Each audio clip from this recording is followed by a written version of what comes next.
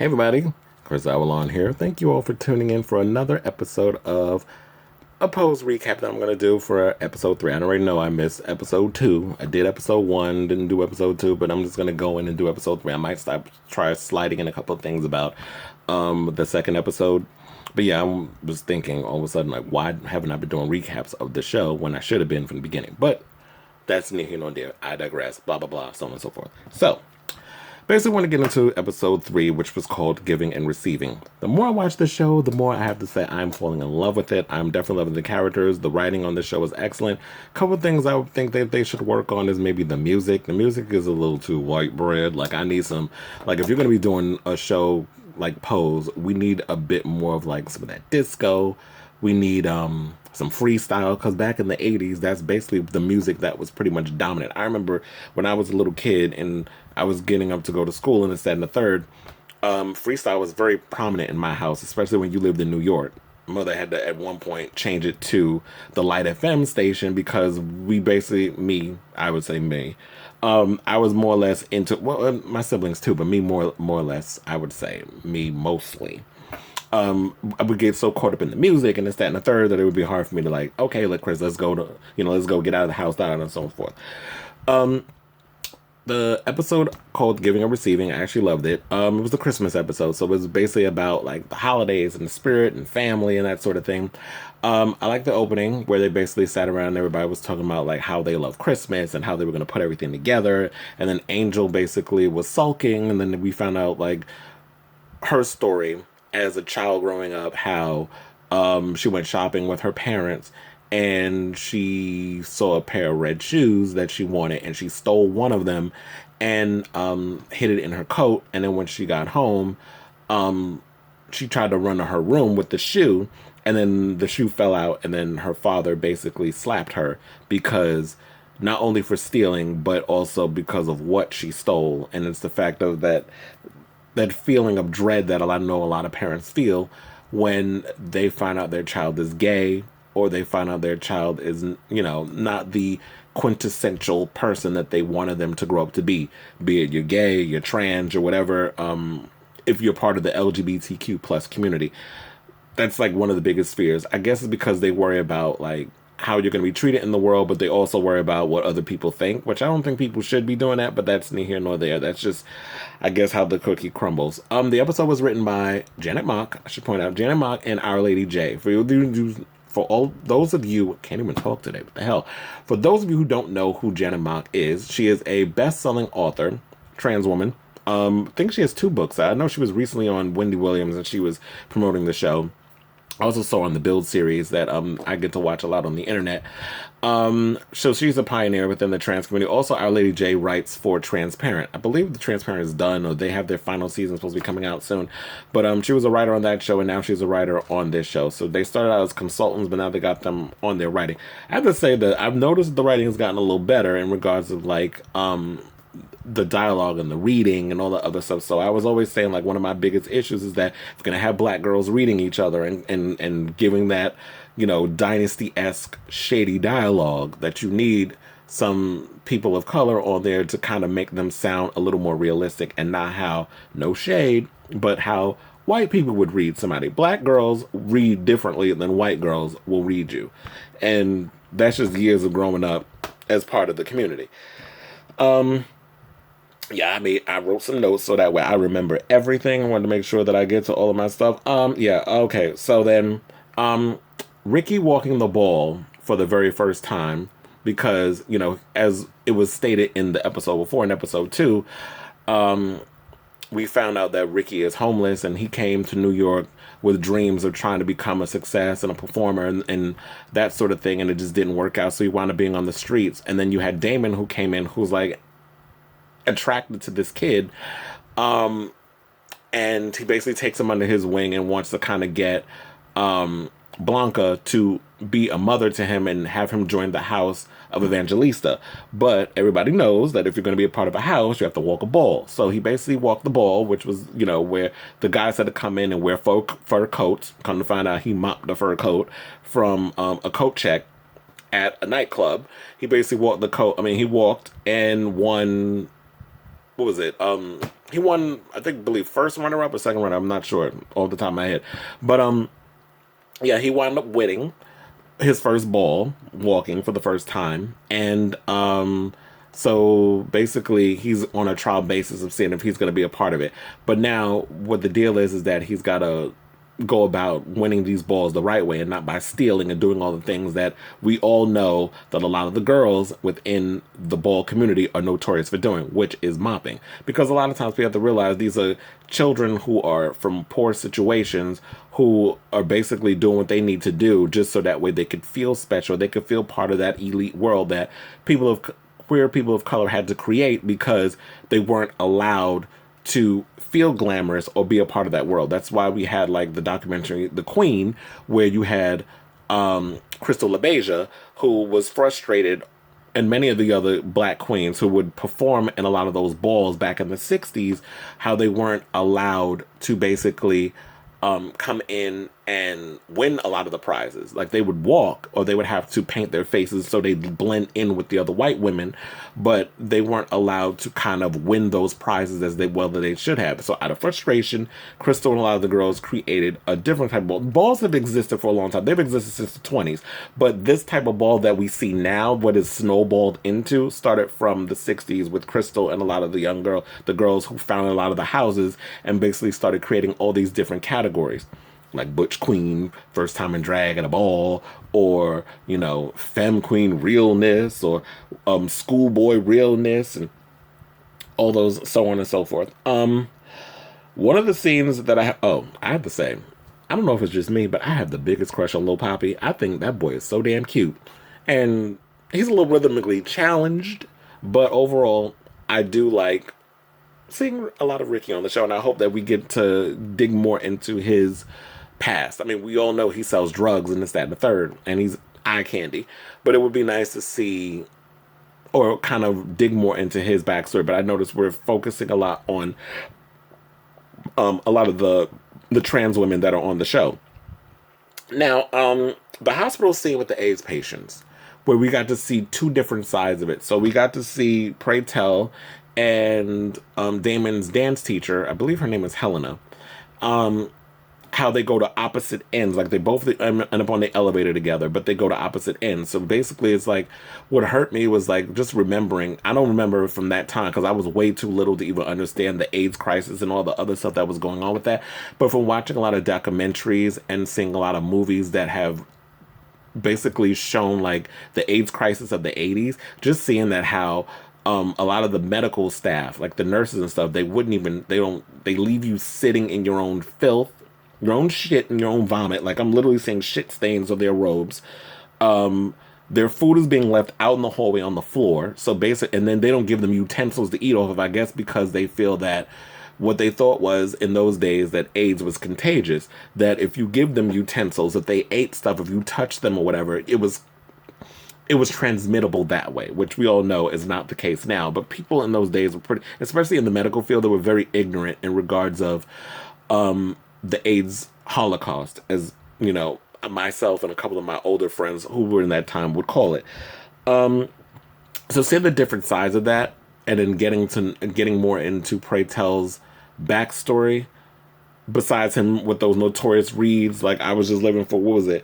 Slender, tender, for your gender. Or what was the other one that he wrote? What was like, if God is giving you the eyebrows of Brooke Shields, show them motherfuckers off. I live, you know, I was just like, yeah, yeah. Okay, let me stop. I was like, I'm just loving the one-liners that were just on it. Those are some funny ass one-liners. I was also thinking, during the scene, like to go back to the Ricky scene when he came out in the fur coat. If y'all watch Paris is Burning, did y'all have a film like, at one point, Pray Tell was gonna be like, I said, men's garment.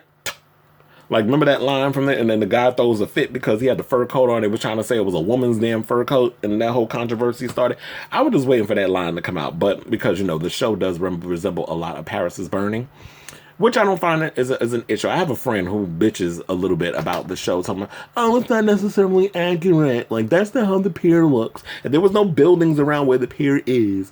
And it was just like nitpick. And I'm like, you do know, like, the pier has changed drastically since the 80s. So the pier is not going to, it's going to be real hard to try to find a location in New York that's going to give you those grants and stuff that is going to embody or resemble how the old pier looks, or oh, the music isn't accurate, or this and that, and then it's little things. My thing is, as long as you've gotten the stories correct, that you've gotten how it was in the 80s correct, the overall aesthetic and the creativity behind it, as long as you get all that stuff right and accurate, I'm all for it. I don't have a problem with like little things here and there. I can ignore like the little things. Or the fact that a lot of the characters are a lot like from Paris is Burning. Well, you do know that some of the people, the very few that are alive, have contributed to the show or on the show. Like you had Hector Extravaganzas on there, Jose Extravaganza, who was used to be a backup dancer for Madonna a gazillion years ago. He's like one of the people that holds up the signs and is one of the judges. I also love the fact that they shouted out Esquilita. First of all, from that, and then the fact that Billy Porter used to work the door at Esco's back in the day. I love the fact that them mentioning one of the most legendary urban gay clubs in New York, which has been closed, I believe, for about 3 or 4 years, if I'm not mistaken. But it was one of the very first clubs when I was old enough to get into a bar, that I got to go to and experience, like, seeing people like you that are urban, urban gay guys or lesbians, whatever, and trans women, and seeing a lot of these people up there in drag performances, and how I first became enamored by people like Harmonica Sunbeam and Angel Sheridan and so many of the girls that have come up in that world, and even seeing some of the drag race girls that have performed it. And sometimes you seem to forget, like I even saw Lady Bunny did one of her shows there, not the transgender show, the one, I forget what the show was before that one. She did a one woman show there, and it was hilarious, and meeting her and saying hi and taking pictures and hanging out and having those conversations. There was a lot of memories that came with that. And like one of the biggest clubs in New York, where we felt like it was just home for us. I just kind of miss that. And because New York has just changed so much in regards of like the culture and parties and just that feeling of camaraderie. I just miss that. But also, let's talk about Electra Abundance's bottom surgery. I said Helena. Electra's bottom surgery. The story with that, and then finding out more about, like, and I think we're gonna get more into that in the next week's episode, is that Electra giving us an insight into her relationship, on what she has to do to keep the house afloat, and how she gets all her money and this, that, and the third. I know the mother girl's gonna be real pissed when they find out that the $2,000 plus because it was over $2,000 that they stole from the Salvation Army bucket. I had to laugh at that, because I wasn't even that mad at them for doing what they did. First of all, the Salvation Army is notoriously homophobic, so if you're going to steal from them, steal the fuck away. And they were smart that they stole from the bucket on Madison Avenue, because you get a lot of those rich people that are up there that guess they'll give a whole lot of money because they feel it's their one deed. It's literally like watching an episode of Real Housewives. These insincere rich people who sit and like, oh, this is my one good deed out of the year, that I'll only do, good deeds because there's cameras around, or that, it's the holidays, so it's just my one good deed that I'm doing because I'm so bored with my money, and my husband's are busy working for, the current resident in the White House, or these other corporations, and I'm just sitting at home twiddling my thumbs while he's cheating and snorting coke and all this stuff. Speaking of which, I'm gonna get into that story in a minute with Stan's boss. But I do like the idea of, them stealing the money and her basically using that for her bottom surgery.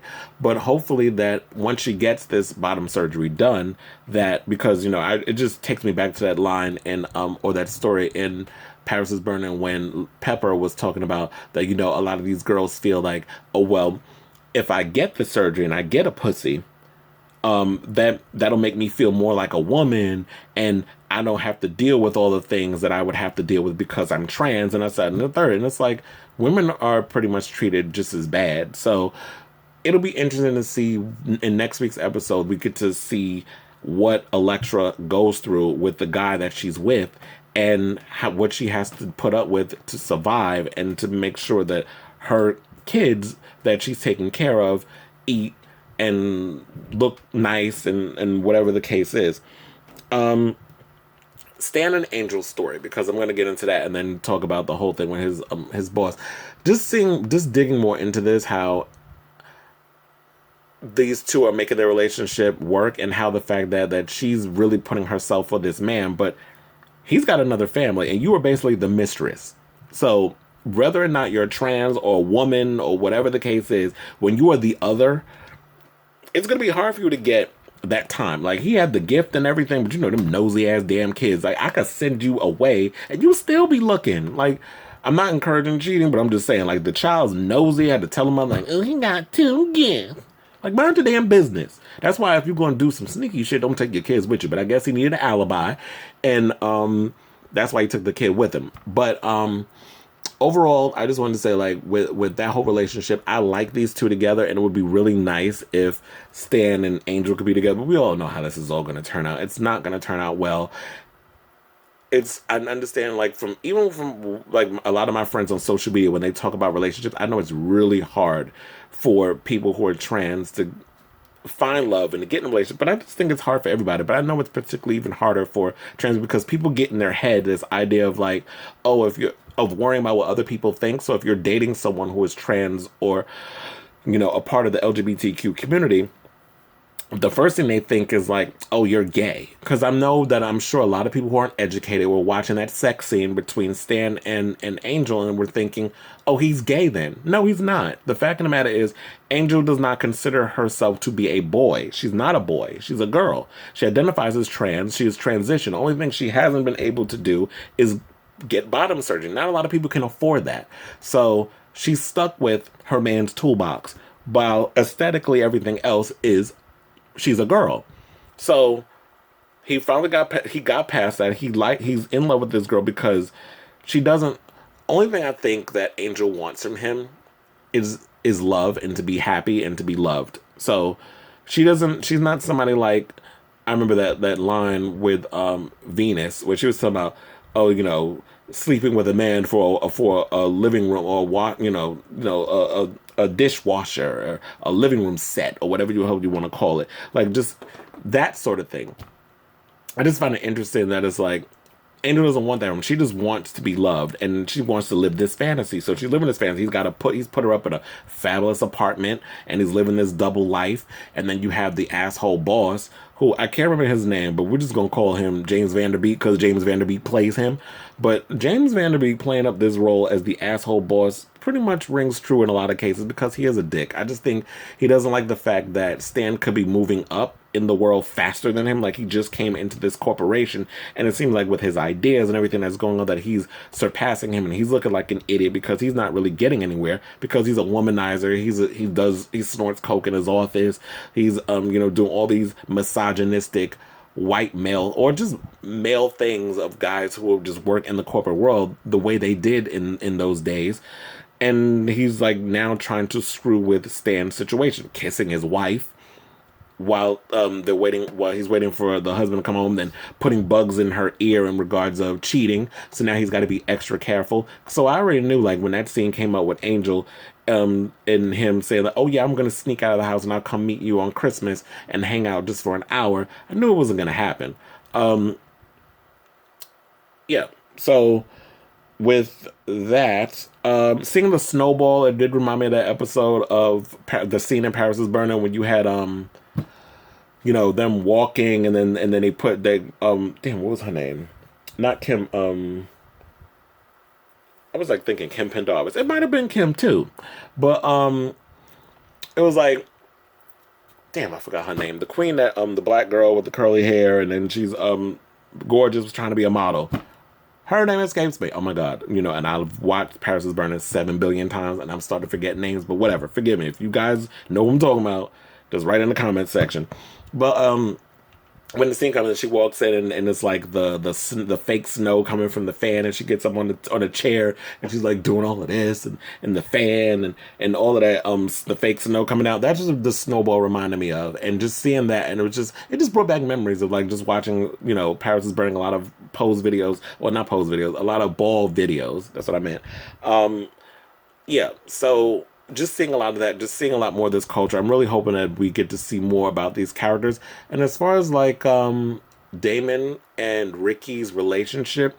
I'm really rooting for these two. I like them together. I think they make a great couple, but I just hope like he doesn't just fall off because Ricky now is not Ricky. Damon is getting into this point in his life where he's got to choose whether or not he wants to continue dancing in the balls or just like trying to find that balance, studying to be a professional dancer versus being a part of the ballroom world. So he's got to try to find a way to match the two and work those out because those balls are late. Like those balls go on to like 3, 4 o'clock in the morning, and then it's like you got to get home and try to get some sleep, um, and then you got to go study to be a dancer. So hopefully he works it all out and everything happens the way it needs to do. Overall, I have to say it was a great episode. I'm looking forward to more episodes. I also want to point out that if you're in the New York area, you should definitely go to a friend of mine, Dijon, is doing a pose party at Rock Bar in New York. It's in the West Village. It's over there right by the pier. So it's not that hard to find it. It's all the way like at the end of the pier. And It's Rock Bar is there. So on Sundays, he's definitely doing a lot of those parties. You'll probably see me there. If you do, say hello, offer a drink, da da da, so on and so forth. So yeah, definitely if you want to be a part of the post party and kind of be amongst the screen, because this is a show that needs to continue for more seasons to come. We need more of these stories being told on television. And if you're not going to support it, then don't bitch and moan about the fact that we don't have enough shows on television that tells our stories. We need more stories featuring LGBTQ plus people of color in a lot of our stories because I have to say we don't see enough of it. Another show I think you guys should be checking out also if you aren't seeing it, it's a show called My House. It tells the same story about the ballroom scene, but it's a docu-series and it's on Viceland. So you can either look up Viceland on your television or you can go on Viceland's website if you have a cable, if you get cable or you got Wi-Fi, you got a cable connection, data. Basically, just go on Viceland's website and you can watch it. That's how I did. I have cable attached to my laptop. So that's how I watch the show. So if you get a chance, like just support the culture, support ballroom culture and watch all this. These are great opportunities, are great shows, and it gives people like us more work, and it gives us visibility, and it allows people who are LGBTQ and of color to get jobs. And that's basically what my goal is too. That's why I went to film school. That's why I went and wanted to be a part of all of that. Is because I wanted to create programs and a narrative for LGBTQ people who are creative to let's get stories. Let's get out there. Let's get a camera and a mic and some actors and people who are in this world and writers and create those stories and create those narratives. And that's one of the reasons why I love being in New York. I'm going to probably be going back and forth to New York and LA soon and just working with like-minded people and wanting to meet like-minded people who are into being that creative. So, with all that being said, thank you all for listening. Listening. I'm so used to being on the radio. I'm always talking about that. But anyway, thank you all for watching this recap of Pose episode 3. Looking forward to episode 4 next week and doing more recaps in the future of this. If you have any shows that you guys want me to check out and do recaps of that you want me to give my opinions on, definitely hit me up in the comment section and let me know. I'll definitely start doing that and then start doing more review content. So, love you all. Thank you for watching. See ya.